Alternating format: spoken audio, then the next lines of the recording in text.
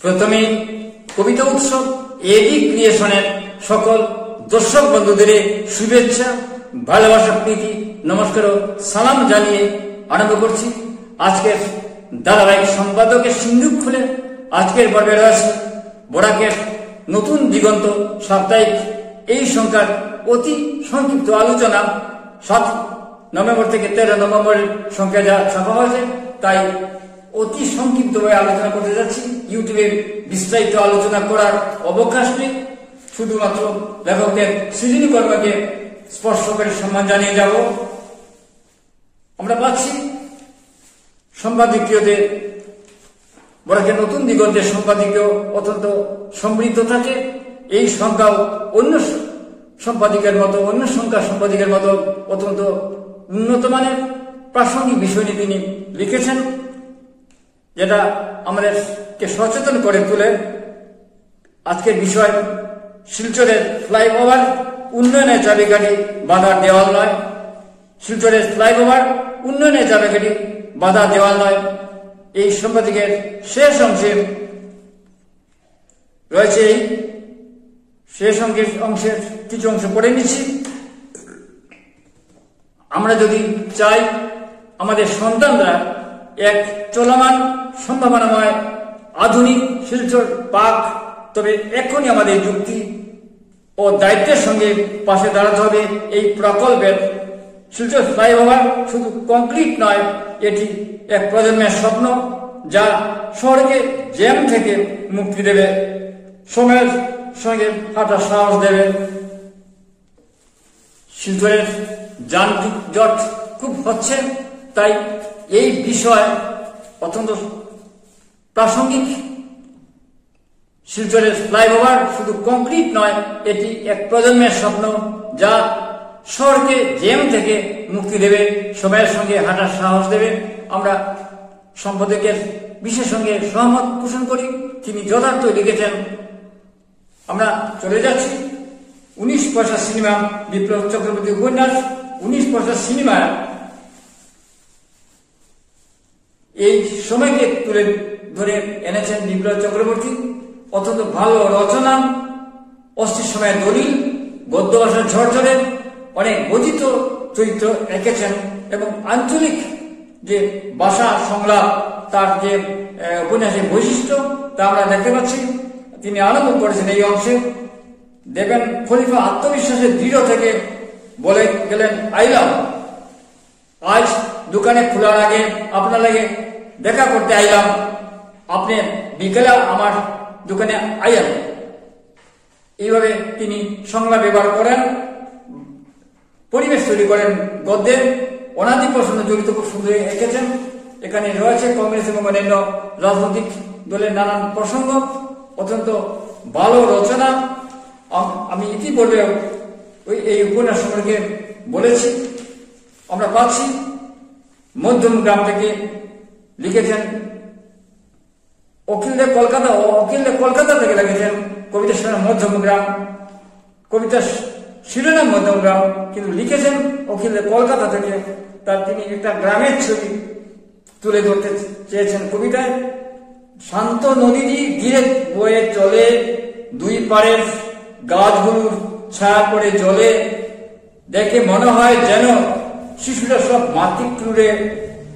হয়তোবা আমার এই জীবনের গধূলি বেলায় দেখা হবে না আর প্রতিদিন কোনো আনন্দমুখর সন্ধ্যায়, তবু বন্ধু মনে রেখো আমায় সংগোপনে হৃদয়ে রাখবো তোমায়। কোনো আনন্দমুখর সন্ধ্যায়, তবু বন্ধু মনে রেখো আমায় সংগোপনে হৃদয়ে রাখবো তোমায়। তিনি তার কবিতা একটা সুন্দর ছবি এঁকেছেন এবং তার অভিব্যক্তি ব্যক্ত করেছেন। আধুনিক কবিতা কাব্য ভাষা অনেক পরিবর্তন হয়ে যাচ্ছে, সেই দিকে লেখকদের লক্ষ্য রাখতে অনুরোধ করছি। কবিতার চিত্রকল্প সুন্দর রয়েছে, ভালো লিখেছেন কবি। সারের ভুল হিফজুর রহমান লস্কর লিখেছেন। তিনি পেশাগত জীবনে একজন শিক্ষক, তাই স্বাভাবিক কারণে শিশু মনস্তত্ত্বতা কবিতায় আমরা পাই। তিনি ইতিপূর্বে তার যে লেখা আমরা দেখেছি, গল্প এবং ছড়ায় শিশুদের বিষয় নিয়ে বেশিরভাগ লেখাই আমরা পাচ্ছি। যদিও সমাজের বিষয় নিয়ে তিনি লিখেন, এই লেখা শিশু মনস্তত্ত্বের লেখা তার পড়ে নিচ্ছেন। গণিতের স্যার ক্লাসে এসে নিলেন অঙ্ক পরীক্ষা, যা কিছু পড়ালেন তাই প্রশ্ন দিয়েছেন বাল শিক্ষা। পন্টু বয়ে পেয়েছে 100-10, ভাবছে অনেক কম, কোন নম্বর পায়নি। বল্টু পেয়েছে 0 একদম। বল্টু স্যারকে প্রশ্ন করে উত্তর করেছি ফুল, তবুও কেন 0 পেলাম, কোথায় হয়েছে ভুল? স্যার বললেন মার্কস পাওনি, করেছো তুমি ভুল, কোথাও সব অঙ্কের হয়ে আছে গন্ডগোল। স্যার আমার অঙ্কে ভালো, আমি তারই ছাত্র, খাতায় যা লিখিয়েছেন তা দেখি লিখেছি মাত্র। দেখে লিখেছে বলেই তো অঙ্কে হয়েছে ভুল, কিছুটা আমি সংক্ষেপে লিখেছি, তা করেনি ফুল। বল্টু বলল হ্যাঁ তাই তো স্যার, আমি তো গাধা, ফুল না করাতে ভুল তো আপনার, কেন দিলেন না আধা? পরীক্ষা তো খাতা দেখে লিখেছি, ছাড়িনি এক চুল, বুঝানোর সময় সংক্ষেপে বুঝালে সেটা তো স্যারের ভুল। এই সব লেখা বেতর শিক্ষকের তার ছাপ রয়েছে। তিনি মনস্তত্ত্বের উপর লিখেছেন, শিশু মনস্তত্ত্বের উপর লিখেছেন, অত্যন্ত সহজ লেখা আমরা পাচ্ছি। বিপুল চন্দ্র রায় কুড়িগ্রাম রংপুর থেকে লিখেছেন। তার কবিতার মাঝেও সহজ সরলতা থাকে। তিনি ইতিপূর্বেও বড়কে নতুন দিগন্তে লিখেছেন। এটাও সেই ধরনের একটি কবিতা। অবিচল জীবন, অবিচল জীবন। প্রভাতে রক্তিম আভা স্বর্ণালী দ্যুতি, অম্লান হাসিতে জাগে নক্ষত্র জ্যোতি। এই বিমুগ্ধ প্রহরে শুধু স্নিগ্ধ গান, অক্লান্ত আহ্লাদে ভাসে মর্ত্য প্রাঙ্গণ। অনাদি অবস্থিতি মুছে ফেলে যাপন, অবিনশ্বর বাজেই মন, অস্থায়ী জীবন। সমীরণে বসেন যত নির্যাস আঘ্রাণ, সুখে দুঃখে গাও তুমি জীবনের গান।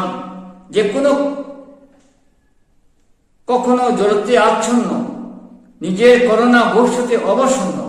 ঝঞ্ঝার উচ্ছ্বাসে হোক কিংবা জীবন ক্লান্তি, প্রতি অনুক্ষণে খুঁজো আনন্দ ক্লান্তি। উত্তাপে পড়ুক দেহ তোর মনে নেই দুর্ভোগ, এই বৈচিত্র্যময় জীবন করি উপভোগ। উত্তাপে পড়ুক দেহ তোর মনে নেই দুর্ভোগ, এই বৈচিত্র্যময় জীবন করি উপভোগ। এই কবিতা একটা মোটিভেশনের কবিতা, সহজ সরল কবিতা। আজকের বাংলা কবিতা অনেকটা এগিয়ে গেছে। রবীন্দ্রনাথ, জীবনানন্দ, সুনীল গঙ্গোপাধ্যায়, শক্তি চট্টোপাধ্যায় এবং শ্রীজাত থেকে আমরা জয় গোস্বামী, বাংলা কবিতা নানান বাক পরিবর্তন নিয়েছে। সেই কবিতার ভাষা থেকে কবিতারে লক্ষ্য রাখতে অনুরোধ করছি। লিখেছেন সুনীল রায়, উড়ালপুল নিয়ে আপত্তি এটা যথার্থ সময় নয়। এই লেখায় তিনি তার যুক্তিযুক্ত কথা তুলে ধরছেন। এটা বিশ্লেষণী লেখার প্রবাসে তিনি সবসময় একটা বিশ্লেষণী লেখা লিখে থাকেন। এই লেখাও সুনীল রায় সেই অন্য লেখার মতোই সমৃদ্ধ নিবন্ধ। আমরা তার লেখা থেকে অনেক পরামর্শ পেয়েছি। আমরা পাচ্ছি বরাকের হালাকানি তথা বরাকের গর্ব, রায়বাহাদুর মহেন্দ্রচন্দ্রদের জীবন সময়। এটা কল্লু চৌধুরীর লেখা। হালাকানি তথা বরাকের গর্ব, রায়বাহাদুর মহেন্দ্রচন্দ্রদের জীবন সময় ধারাবাহিক তথ্য সমৃদ্ধ গবেষণামূলক লেখা। পাঠকের অনেক তথ্য পাবে, ভালো লেখা হচ্ছে। হালাকানি তথা বরাকের গর্ব, রায়বাহাদুর মহেন্দ্রচন্দ্রদের চৌধুরীর জীবনের সময় তিনি লিখেছেন। আরম্ভ গোয়ালিবাড়ের কে চৌধুরী বংশের আদি পুরুষ যদুনন্দন সিয়টের বনবাগ পরগনার কালীজুরি গ্রাম থেকে এই অঞ্চলে আসেন। এইসব অনেক তথ্য আমরা পাচ্ছি। আমি আমার ধারাবাহিক উপন্যাস শিলাবতী চরের বৃত্তান্ত, কাছাড়ের শেষ রাজা গোবিন্দচন্দ্র নারায়ণকে নিয়ে এই উপন্যাসের ভেতর এই অঞ্চলকে তুলে ধরার চেষ্টা করেছি। শিলাবতী চরের বৃত্তান্তে আমরা দেখতে পাচ্ছি নানাভাবে এই অঞ্চলকে আমি বিশ্লেষণ করেছি, তুলে ধরেছি।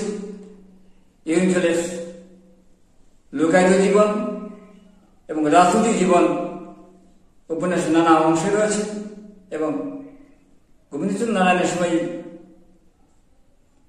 অনেক ঘটনা ঘটেছিল।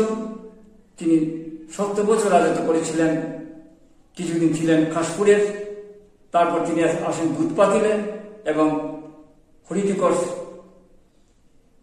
স্থানে চলে আসেন শেষের দিকে এবং সেখানে তার আত্মহত্যার হাতে মৃত্যু ঘটে।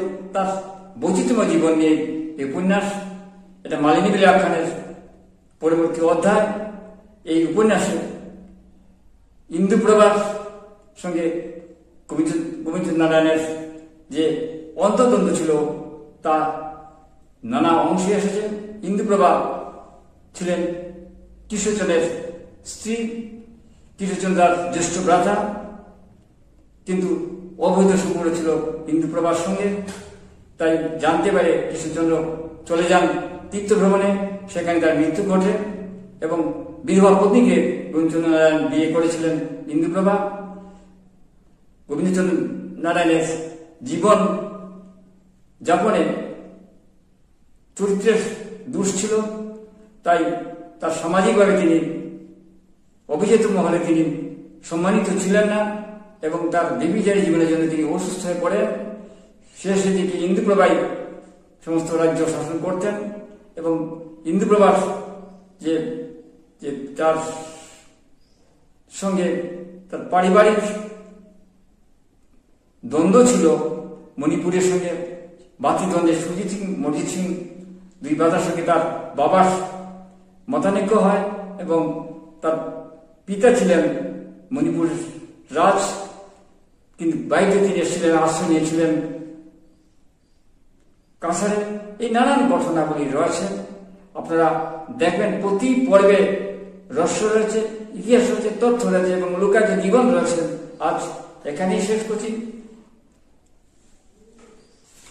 কবিতা উৎসব এটি কৃষি অনুষ্ঠান শুনুন, দেখুন, আমাদের পাশে থাকুন। প্রকৌশলগত ত্রুটি রয়েছে, তবু দেশে বিদেশে হাজার হাজার দর্শক অনুষ্ঠান দেখে থাকেন। আপনিও দেখুন, দেখতে থাকুন, ভালো লাগবেই। আমাদের চ্যানেল কবিদের চ্যানেল, তবু আমরা এইরকম আলোচনামূলক অনুষ্ঠান পরিবেশন করে থাকি। আমাদের আগামী